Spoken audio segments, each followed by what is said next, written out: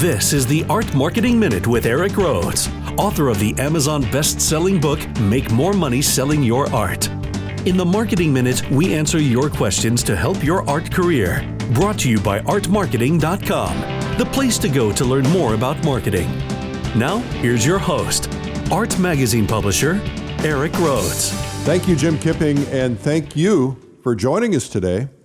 I am here. My goal is to eliminate the idea of the starving artist. So let's get right to today's questions. This question comes from Sammy in upstate New York, who says, I keep hearing that I need to learn to sell and market my artwork, but I feel selling and marketing are dirty words. Can you address that? Sammy, I hear that a lot. I don't know what's caused it, but I think you could be confusing unethical marketing and high-pressure selling with the terms marketing and selling. Everybody who's in business has to do marketing. Everybody.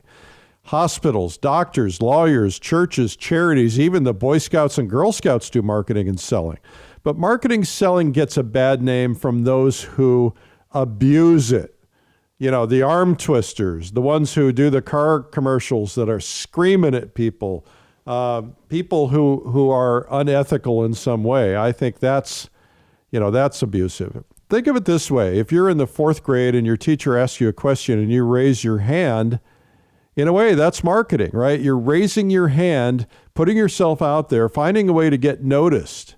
Now, I don't recommend ever doing anything unethical in marketing or pushing yourself too hard in sales, but I also know that repetition of a good, solid, ethical message will increase your sales.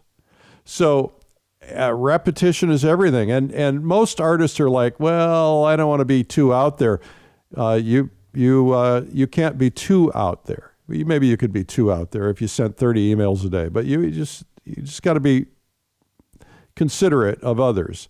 So think about this. Am I okay if my work never sells because I'm not willing to seek out ethical ways of marketing or selling? And if you're okay with that, that's fine. But chances are, if you want things to sell, you can't rely on anybody else to do it for you.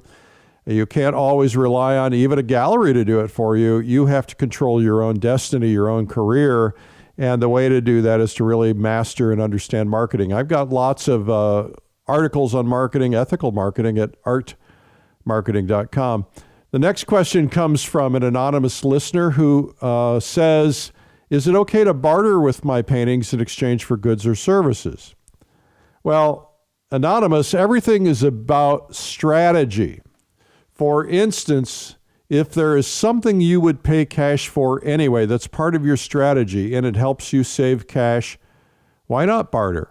For instance, let's say your strategy says that you have to have a program in the local high school yearbook. All right. Well, I wouldn't buy an ad in the high school yearbook if it wasn't part of my strategy. But they might say, well, give us a painting so we can use it for a charity auction. Well, that's a win-win. But don't buy things you don't need just because you can trade it. Right. And be careful about that too. People get into trouble with barter sometimes because they don't necessarily understand it. You want it to be part of your marketing plan if it's part of your strategy. But make sure you get dollar for dollar and document it carefully. Everything should be in writing. Also, I'm not an attorney or an accountant, but you should check with them because I think that barter is treated the same as cash, meaning you probably have to pay tax on what you receive. I haven't done barter in many years, but I remember when I did, I had to file as if it was income. And so does the person you barter with. So, can't hurt to double check. The key to barter is only saving cash that you would have spent anyway. So think about it that way. And I wouldn't overdo it. You don't want to get a reputation as somebody who does all bartering all the time. But, there might be a time to do it from time to time. One thing that happens, a lot of artists will trade paintings. It's not barter per se because you're not buying a service in exchange for a painting, but a lot of artists do just say, hey, I'll give you one of mine if you give me one of yours. Anyway, I hope this helps. Well, this has been the Art Marketing Minute with me, Eric Rhoads.